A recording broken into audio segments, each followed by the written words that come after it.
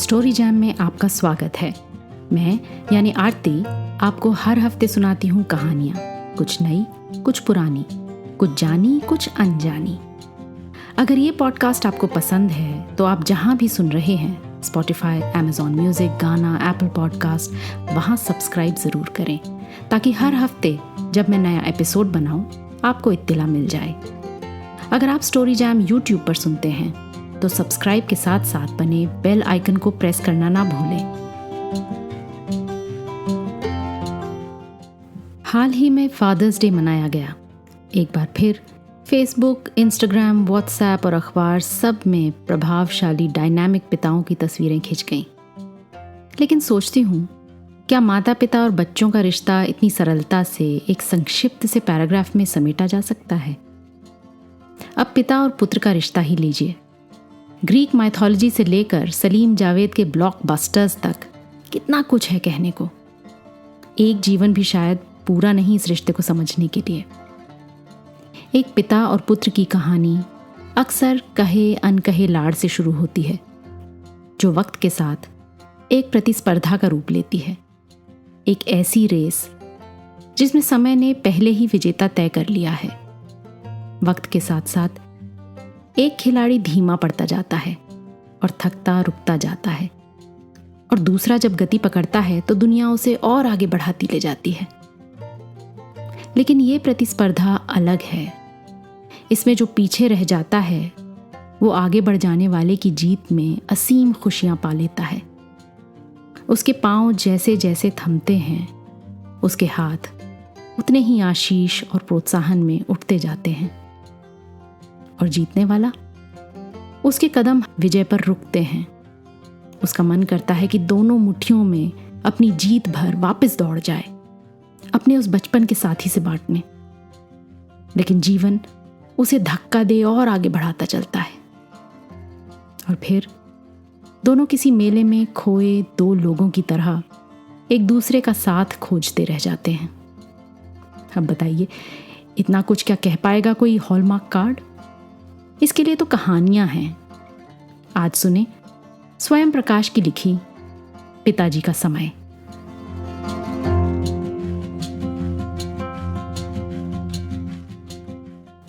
अपने घर में मैं परम स्वतंत्र था। जैसे चाहे रहता, जो चाहे करता। मर्जी आती जहां जूते फेंक देता, मन करता जहां कपड़े। जगह जगह मेरी किताबें बिखरी रहती और लगभग हर कमरे में मेरी चीजें। कभी अचानक कहीं जाना होता तो मुझसे उस घर में मेरी कोई चीज़ नहीं ढूंढी जाती। हर चीज़ माँ मुझे ढूंढ कर देती। मेरे जाने के बाद वो सारे घर से मेरी किताबें, कॉपियाँ, कपड़े, जूते, चप्पल, खिलौने समेट कर मेरे कमरे में रखती। लेकिन मेरे कमरे में भी किसी चीज़ की कोई निश्चित जगह नहीं होती। कमीज़ तकिए के नीचे तो किताब पलंग के पीछे, मोज़े संदूक के नीचे तो घड़ी बाथरूम की शेल्फ पर। माँ ही मेरे कमरे की सफाई भी करती। इतने घनघोर में वो सफाई पता नहीं किस तरकीब से करती। मेरे लिए तो ये असंभव ही होता। ये लेकिन बचपन की बात है। लड़कपन में चीज़ें बदल गईं। किसी एक लड़क दिन में मैं अपनी किसी चीज़ को ढूंढ रहा था और उसके ना मिलने पर माँ पर चिल्ला रहा था। तब पिताजी ने मुझे डांटा था। उस पर क्यों चिल्ला रहा है? जगह पर नहीं रख सकता अपनी चीजें? वो क्या तेरी नौकर है? पिता वैसे भी कम बोलते थे, मुझसे तो बहुत ही कम बोलते थे। मेरे बारे में अधिकांश सूचनाएं वो माँ से प्राप्त करते थे। राकेश चला गया, राकेश आ गया, राकेश ने खाना खा लिया, राकेश सो गया। मुझसे वो किसी काम को भी नहीं कहते थे। मेरी स्वस्थी और स्वास्थ्य की, मेरी प्रसन्नता अप्रसन्नता की पूरी चिंता करते हुए भी, मेरी गतिविधियों का, मेरे बड़े होते जाने का और मेरी बदलती ज़रूरतों का पूरा ध्यान रखते हुए भी उनका मुझसे सीधा संवाद बहुत कम था, लगभग नहीं ही था। पिताजी को मेरे चरित्र की चिंता रहती थी कि वो बिगड़ ना जाए। वो चाहते थे माँ मेरे चरित्र पर नज़र रखे और वो बिगड़ता नज़र आए। मसलन पता चले कि मैं दोस्तों के साथ सिनेमा देखने लगा हूँ तो तुरंत पिता को सूचित करें। मैं अपनी ज़रूरतों के बारे में भी माँ को ही बताता था, माँ पिताजी को। पिताजी मेरे लिए जो चीज़ें लाते माँ को देते, माँ मुझे। यदि मुझे फ़ीस जमा करनी है तो मैं माँ से कहूँगा, माँ पिताजी से। पिताजी माँ को पैसे देंगे, माँ मुझे। फ़ीस जमा कर मैं रसीद माँ को दूंगा, माँ पिताजी को। पिताजी देखकर माँ को लौटा देंगे, माँ कहीं संभाल कर रख लेगी।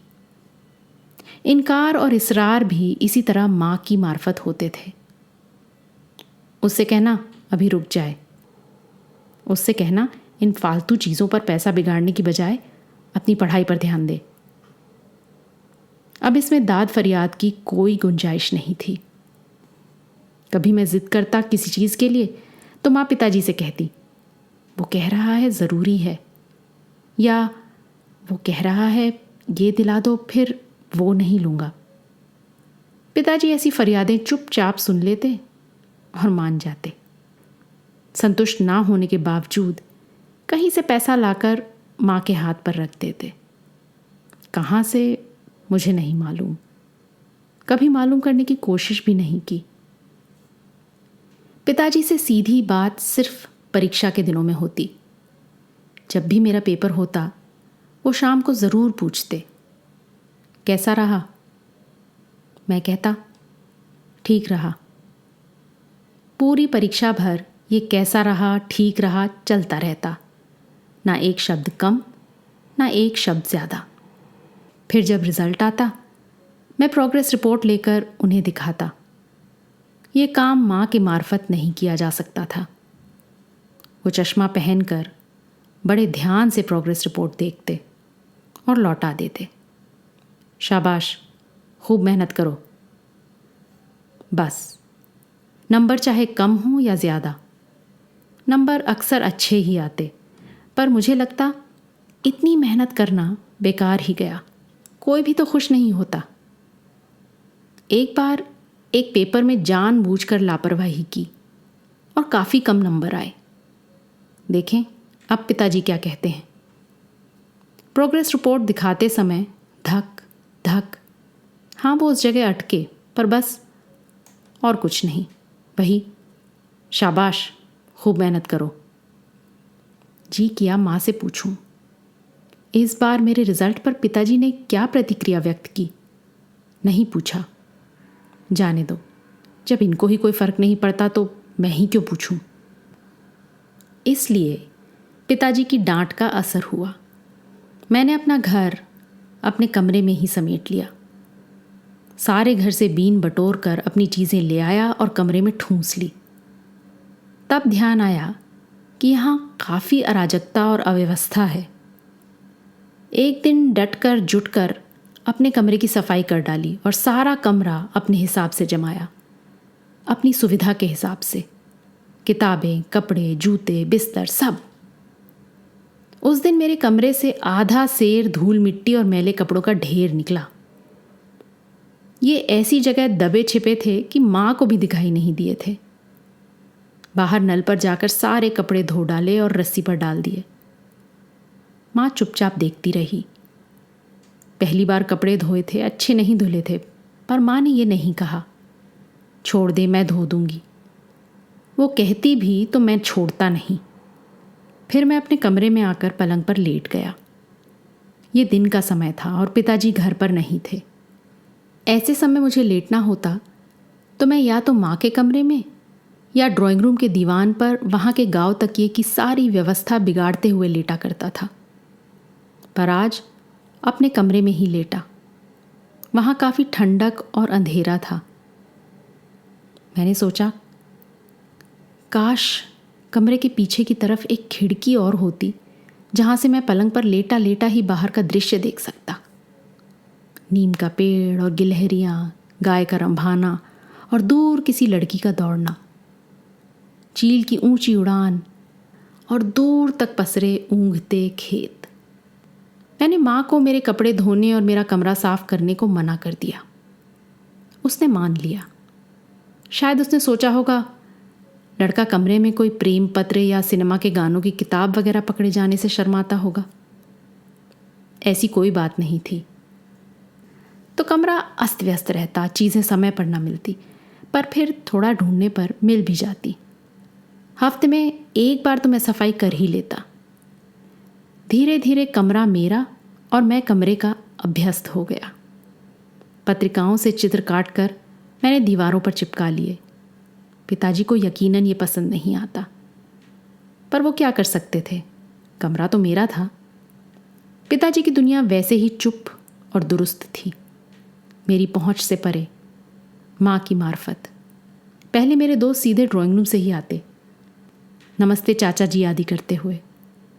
अब वे पीछे के दरवाजे से सीधे मेरे कमरे में आ जाते, बगैर नमस्ते चाचा जी आदि की बाधा को लांघे। यदि एक से अधिक दोस्त होते और कुछ गाना बजाना, हंसी मजाक या लड़कियों की बातें जैसा कुछ होता, तो मैं धीरे से कमरे का दरवाज़ा उड़का देता। एक दोस्त सिगरेट पीता था, उसे मैं कमरे में सिगरेट नहीं पीने देता। माँ तो आ ही सकती है और बात पिताजी तक पहुँच सकती है। माँ दोस्तों के लिए पोहे बनाती तो दरवाजे के बाहर तक लाकर खड़ी हो जाती, मुझे पुकारती और ट्रे पकड़ा देती, भीतर नहीं आती। मैं अपने घर की अपने दोस्तों के घर से तुलना करता। मेरे सारे दोस्तों के घर में अलग तरह का माहौल था। वहाँ हमें बड़ों से छिपकर बातें नहीं करनी पड़ती थी। वहाँ बड़े हमारी बातों से डिस्टर्ब महसूस करने की बजाय उनमें रुचि लेते थे, शायद रस भी। कितनी बार ऐसा होता था कि हम ड्राइंग रूम में ही बैठा लिए जाते और कॉलेज की गतिविधियों पर, राजनीति पर, समाज पर, किसी भी विषय पर खुलकर बातें होती, हंसी मजाक तक हो जाता। एक दोस्त के पिताजी तो घुसते ही पूछते, क्या खबर है आज की? वहाँ जाओ तो आज का अखबार देखकर जाना पड़ता। कभी कभी दोस्तों की मम्मियाँ भी वहीं आकर बैठ जाती, अपनी सब्जी काटती रहती, बुनाई करती रहती और बातों में हिस्सेदारी करती। कभी कभी तो ऐसा भी होता कि मैं किसी दोस्त के यहाँ गया हूँ और दोस्त नहीं है, तो भी मैं बाहर से ही लौटा नहीं दिया गया हूँ, अंदर बुला लिया गया हूँ और मम्मी से या पापा से बातों में उलझ गया हूँ, और फिर दोस्त आ गया है या नहीं आया है तो भी मुझे ये नहीं लगा कि अपना चक्कर फालतू गया। बेशक ऐसा माहौल सारे दोस्तों के घर नहीं था, कुछ के ही यहाँ था। सच पूछो तो 2 दोस्तों के घर जो अपेक्षाकृत संपन्न थे। एक के पिता डॉक्टर थे, दूसरे के पिता रिटायर्ड इंजीनियर। बाकी दोस्तों के पिताओं को या तो मैंने देखा ही नहीं था या जब भी देखा था परेशान ही देखा था, पता नहीं किस लिए। एक आध ने तो मेरे ही सामने दोस्त को डांट दिया था। पर इन 2 दोस्तों के घर का माहौल मुझे बहुत अच्छा लगता था और मैं सोचता था कि ऐसा माहौल हमारे घर में क्यों नहीं हो सकता। हमारा घर तो खानों में बटा हुआ था, अस्पृश्यता की तरह। एक घर में जैसे 3 घर। मेहमानों के लिए और पिताजी के लिए बैठक थी। वहाँ की किसी व्यवस्था पर माँ का दखल नहीं था। छोटी से छोटी चीज़ के लिए एक जगह निश्चित थी, कलम यहाँ तो कलम यहाँ, चश्मा वहाँ तो हमेशा वहाँ। सब कुछ अंधेरे में भी मिल जाता था। घड़ी में चाबी भरने तक का समय निश्चित था। मेरा कमरा था और सारा कुछ जोड़ घटाने के बाद माँ के हिस्से में सिर्फ रसोई बचती थी। रसोई उसका साम्राज्य था। वहाँ जो भी रखा है उसी ने अपनी मर्जी से और सुविधा के हिसाब से। माँ अचार के मर्तबानों पर कपड़ा बांधती थी और माचिस को हमेशा प्लास्टिक की खाली थैली में रखती थी। मटके के परिंदे पर कोने में हाथ धोने के लिए लोटा और चमचमाता डुबका कील पर टंगा। मैं कभी रसोई में जाऊंगा भी तो माँ की सारी चकाचक व्यवस्था बिगाड़ आऊंगा। पिताजी का तो रसोई में जाने का सवाल ही नहीं उठता था। रसोई की पूरमपार मालकिन माँ थी। वो वहीं मगन रहती थी। गुनगुनाती भी रहती हो तो कोई आश्चर्य की बात नहीं। दोस्तों के घर की प्रेरणा ने उचकाया और एक दिन अपने घर की पुरातन व्यवस्था को मैं ताजगी का एक स्पर्श जैसा देने के षड्यंत्र में चुपचाप और अकेला लिप्त हो गया। किया फ़कत इतना कि हर चीज़ को मुकर्रर जगह पर रखने का ध्यान रखते हुए बैठक को चमका दिया। पीतल का कलमदान मिट्टी से रगड़ दिया। डिग्री लिए पिताजी की तस्वीर का कांच कागज़ पानी से साफ कर दिया। पंखे की पंखुड़ियों पर से गर्द हटाकर उन्हें गीले कपड़े से चमका दिया और दीवार घड़ी पर जड़ी पीतल की पत्तियों को ब्रासों से रगड़कर चमका दिया। अब सब कुछ एकदम नया जैसा लग रहा था। बीच में एक बार माँ ने आकर मेरी हरकतों को देखा और देखकर चुपचाप अपने कमरे में चली गई। अंत में मैंने कबाड़े से एक गुलदान निकाला, उसे साफ किया और उसमें पानी भरकर बाहर से कुछ ताज़े फूल तोड़ लाया। फूलों को गुलदान में सजाया और गुलदान को दीवान के पास वाली छोटी मेज़ पर सजा दिया। पिताजी खुश हो जाएंगे। पिताजी आए। उन्हें जैसे अपने कमरे में बेचैनी सी महसूस हुई। चमकदार चीज़ों से चौंध सी लगी। कुछ देर खामोशी से एक एक चीज़ को ध्यान से देखते रहे, किसी से कुछ बोले चाले नहीं। चुपचाप कपड़े बदले, चाय पी और पीठ पर हाथ बांधे आधा घंटा कमरे में चक्कर लगाते रहे। बीच में एक बार अखबार उठाया, पढ़ना चालू किया, फिर रख दिया और फिर चक्कर लगाने लगे। भीतर आकर माँ से पूछा, राकेश कहाँ है? पता नहीं माँ ने क्या जवाब दिया। आखिर उनसे रहा नहीं गया। बाहर का दरवाज़ा खोला, कमरे में आए, गुलदान उठाकर बाहर ले गए, फूल निकालकर गली में फेंके, गुलदान उलटकर पानी खाली किया, 2-3 बार उसे झटकार कर भीतर आकर गुलदान को कबाड़े की कोठरी में झन्न से फेंक दिया। मैं कौन होता था उन्हें बताने वाला कि उन्हें कैसे जीना चाहिए, और जबकि वो मुझे नहीं बता रहे थे। पर तब इतना समझने की उम्र नहीं थी। इस झाल से मैं ज़रा भी विचलित नहीं हुआ, बाज नहीं आया, पल्ला झाड़ने पर राज़ी नहीं हुआ। मेरी तथाकथित सुर्जी तो पूरे घर को अपनी चपेट में लेने को कसमसा रही थी। मैं पिताजी की सुविधा के विस्तार करने में अपनी सक्रिय भूमिका तलाश कर रहा था। आखिर कुछ तो होगा जिससे वो खुश हो सकते हों। आजकल माँ पिताजी आए हुए हैं। मेरे पास 4 कमरों का सरकारी क्वार्टर है। बेडरूम के साथ लेटरिन बाथरूम अटैच है। कमोड पश्चिमी तरीके का है। डबल बेड पर कॉयर फोम के गद्दे हैं। उसमें माँ पिताजी आराम से होंगे। कहाँ जाएं? दोनों बहुत अशक्त हो गए हैं। खाना खाने डाइनिंग रूम में आते हैं, टीवी देखने ड्राइंग रूम में। थोड़ा शाम को बाहर बगीचे में निकले तो निकले, वरना वापस अपने कमरे में। मेरी पत्नी दोनों का पूरा ध्यान रखती है। मेरा घर शायद उन्हें सारी सुविधाओं के बावजूद पसंद ना आता हो। बात बात में मैं बच्चों से सलाह लेता हूँ, ना भी लूँ तो वो स्वयं देते हैं, कोई मुरव्वत नहीं करते। पापा ये नीली शर्ट मत पहना करो, आप पर बिल्कुल सूट नहीं करती। या देखो ना मम्मी, पापा ने आज फिर ढेर सारा तेल थोप लिया। रहन सहन बदल गया है। रसोई में गैस है, खड़े खड़े खाना बनता है। बच्चे मना करते करते भी रसोई में जूते पहने पहने घुस जाते हैं। बग़ैर हाथ धोए फ्रिज खोलकर पानी पी लेते हैं। ना परिंदा है, ना चौका, ना डुबका, ना छन्ना, ना सकरा, ना छूता। ना पहली रोटी के लिए गाय है, ना आखिरी रोटी के लिए कुत्ता। घर में जगह जगह तरह तरह की पेंटिंग लगी हैं। पिताजी को कुछ तो अश्लील तक लगती हों। अबूझ तो ज़रूर ही। बच्चों ने अपने कमरे में दीवार पर चित्रकारी कर रखी है। थोड़ी भी फुर्सत पाते हैं तो ऊंची आवाज़ में डेक बजाकर डांस करते हैं। मौज आती है तो उनके साथ हम भी। माँ हंसती है, उसे कौतुक होता है, जैसे उसका बचपन लौट आता है। वो मेरे घर प्रसन्न रहती है। सदा ही चुप रहने वाली माँ बहू से दुनिया ज़माने की बातें करती है। उसे सलाह देती है कि बाल कटा ले, चोटी पट्टी की झंझट क्यों। कहती है सलवार कुर्ता पहन, जैसे आहूजा की बहू पहनती है। कहती है मुझे एक दिन बाज़ार ले चल, मैं तुझे कलौंजी, शिकाकाई, मुर्दा सिंगी, मुल्तानी मिट्टी, आंवा, हल्दी दिलवा दूंगी, निखर उठेगी। माँ अपने सारे राख जीवन में ध्वस्त पड़ी चिंगारी बहू में जगाने की कोशिश कर रही है। वो बच्चों से भी बहुत लाड़ करती है। बच्चे उसके गाल की, बाहों की झुर्रियाँ गिनते हैं, उसके बालों में बादाम के तेल की मालिश करते हैं और उसे कहानियाँ सुनाते हैं, ड्रैकुला और डायनासोर और फैंटम आदि की। माँ शौक से सुनती है। पिताजी लेकिन नहीं बदले। संवादहीनता किसी तरह नहीं टूटती। पानी भी चाहिए तो माँ को आवाज़ लगाते हैं। बच्चों से उनके मन में कुछ नहीं खिलता।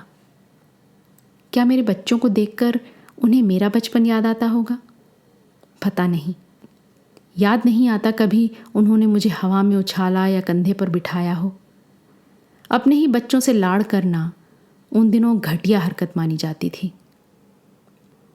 गुमसुम ड्राइंग रूम में बैठे रहते हैं। मेरे कोई मिलने वाले आ गए तो चुपचाप उठकर धीरे धीरे अपने कमरे में चले जाते हैं। कभी कभी तो अपने ही हाथों से अपने पैर दबाते हैं। उन्हें मेरी शेविंग क्रीम पसंद नहीं, दाढ़ी के साबुन की गोल बट्टी ही ठीक लगती है। मैं चाहता हूँ कि और कुछ नहीं तो हम राजनीति पर ही बात करें। होता लेकिन यह है कि तबीयत कैसी है? ठीक है। दवा ली? हाँ। फिर लानी है? नहीं। बाजार जा रहा हूँ, कुछ लाऊं? अपनी माँ से पूछ लो। बार बार लगता है कि पिता खुश नहीं हैं, क्योंकि ये उनका घर नहीं, मेरा घर है। लेकिन घर या समय?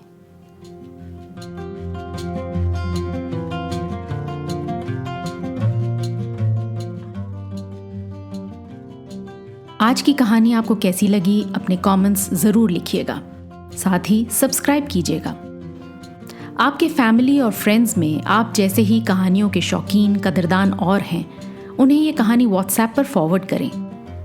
अगली बार फिर मिलेंगे एक और कहानी, लेख या कविता के साथ। तब तक अलविदा।